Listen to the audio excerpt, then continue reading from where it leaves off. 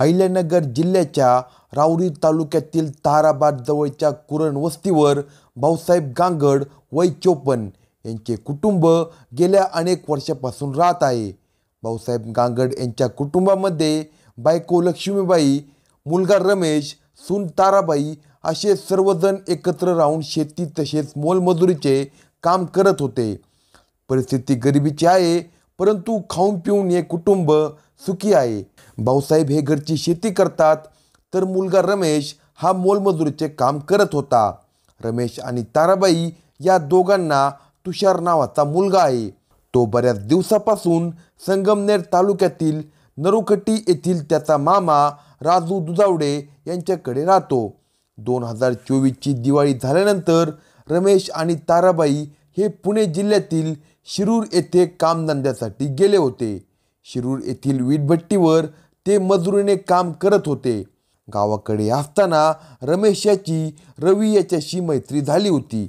त्यामुळे रमेश आणि त्याची बायको ताराबाई यांच्यासोबत कामानिमित्त रवी असायचा. रमेश बायकोला ज्या ज्या ठिकाणी कामाला घेऊन जायचा त्या वेळी रवी त्यांच्यासोबत कामाला जायचा. रमेशचा तो मित्र असल्याने त्याला त्याच्याविषयी काही वेगळे वाटत नव्हते. मात्र सरळ आणि मोकळ्या मनाच्या रमेशचा रवी गैरफायदा घेऊ लागला.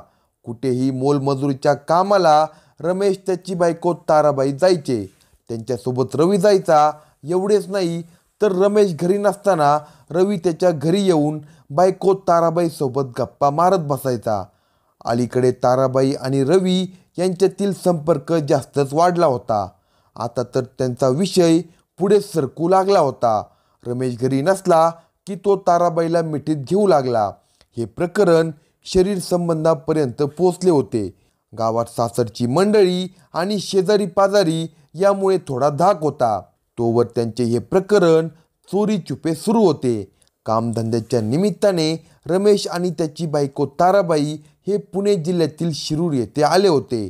गावाकडे कुरणवस्ती येथे गावाकडचे लोक, नातेवाईक यांच्यामुळे रवी आणि ताराबाईचे अनैतिक संबंध लपून छपून चालले होते. पण पुण्यात आल्यावर त्यांनी लाच सोडली होती. कामधंद्याला रमेश बाहेर गेल्यावर ताराबाई आणि रवीला सगळं रान मोकळं होतं. बऱ्याचदा रमेश कामावरून परत आल्यानंतर त्याने ताराबाई आणि रवीचे शारीरिक संबंध स्वतःच्या डोळ्याने बघितले. आपली बायको आणि मित्रानेच आपला घात केल्याचे पाहून त्याच्या तळपायाची आग मस्तकात गेली. त्याने त्या दोघांना भले बुरे बोलून झापले होते. वस्तुस्थितीची त्यांना जाणीव करून दिली होती. मात्र निर्लज्जम सदा सुखम याप्रमाणे त्या दोघांवर काहीही परिणाम होत नव्हता. बहुतेक वेळेस रमेशची बायको ताराबाई त्याला न सांगता रवी याच्याबरोबर बाहेर जायची. ती घरी आल्यावर रमेशने तिला जाब विचारल्यावर ती भांडण काढायची.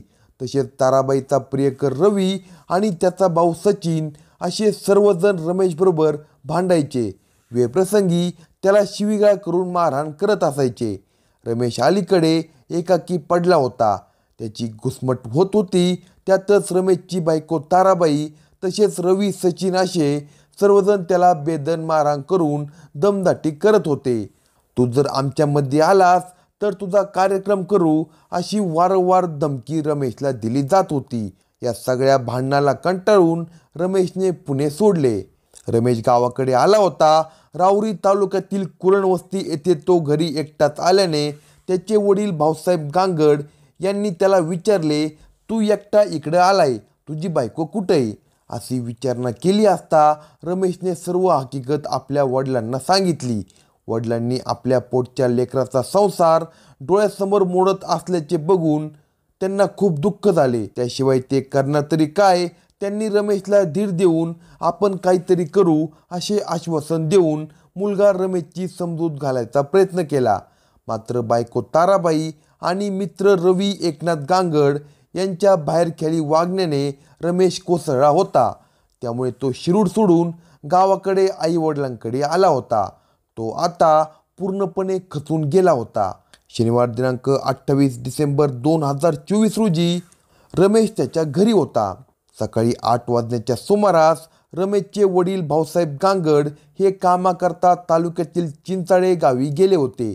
त्यांची बायको लक्ष्मीबाई आणि मुलगा रमेश हे दोघे घरीच होते. भाऊसाहेब त्या दिवशी सायंकाळी 6 वाजता घरी आले. तेव्हा त्यांची बायको लक्ष्मीबाई त्यांना म्हणाली, तुम्ही कामावर गेल्यावर 11 वाजता मी शेळ्यांमागे गेले होते. त्यावेळी रमेश घरीच होता. त्यानंतर मी नुकतीच तुमच्या आधी शेळ्यावरून आले असता आपल्या खोलीचा दरवाजा आतून लावलेला दिसत आहे. मी रमेशला आवाज दिला पण तो दरवाजा उघडत नाही. हे ऐकल्यावर भाऊसाहेब त्या खोलीजवळ आले आणि त्यांनी खिडकी तोडून खिडकीतून डोकावून पाहिले असता त्यांना मुलगा रमेशने पत्र्याच्या लोखंडी अँगलला दोरीच्या साहाय्याने गळफास घेतलेला दिसून आला. भाऊसाहेबांनी हे दृश्य पाहताच आरडाओरड करायला सुरुवात केली. त्यांनी दरवाजा तोडून आत प्रवेश केला. त्यांच्या पाठोपाठ लक्ष्मीबाई देखील आत गेल्या. मुलाची अवस्था पाहून त्याही रडू लागल्या. त्यांचा आरडाओरड ऐकून आजूबाजूचे लोक त्यांच्या घराकडे धावतच आले. घरातील रमेशचे गळफास घेतलेले दृश्य पाहून तेही अवाक झाले. लोकांची गर्दी वाढू लागली. कुणीतरी एकाने या घटनेची माहिती राहुरी पोलीस ठाण्यात कळवली. घटनेची माहिती समजताच राहुरी पोलीस ठाण्याचे पोलीस अधिकारी घटनास्थळी दाखल झाले. राहुरी शहरापासून ताराबाद सुमारे 21-22 किलोमीटर अंतरावर आहे. अर्ध्या तासामध्ये पोलीस स्टाफ कुरणवस्ती येथे पोहोचला. त्यापूर्वी ॲम्ब्युलन्स आली होती.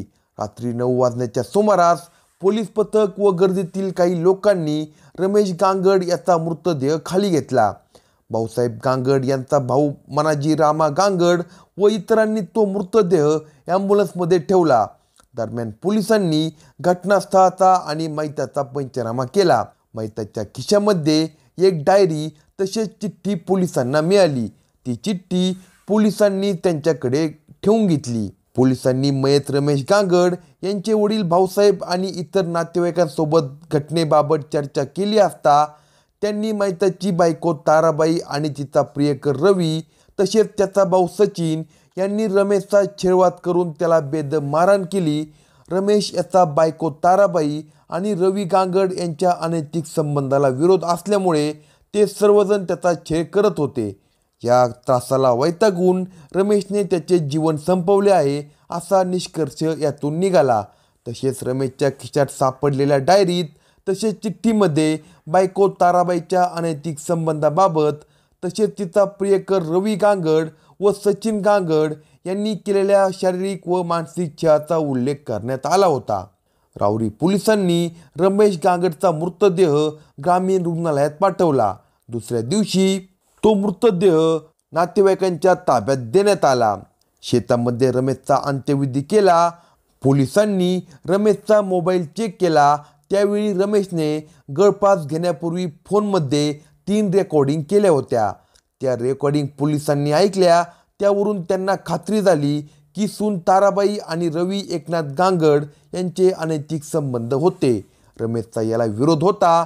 त्यामुळे रवी गांगड व सचिन गांगड यांनी रमेशला मारहाण केली होती.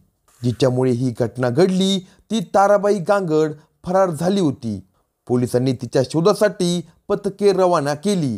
दिनांक 6 जानेवारी 2025 रोजी रमेश गांगडचा दशक्रिया विधी असल्याने ताराबाई नक्कीच येणार असा अंदाज पोलिसांनी बांधला आणि नेमके तसेच घडले. पोलिसांनी तिला अटक केली आहे. अशाच नवनवीन क्राईम स्टोरी ऐकण्यासाठी कलम 302 या मराठी चॅनलला सबस्क्राईब करा आणि आपल्या प्रतिक्रिया कमेंट बॉक्समध्ये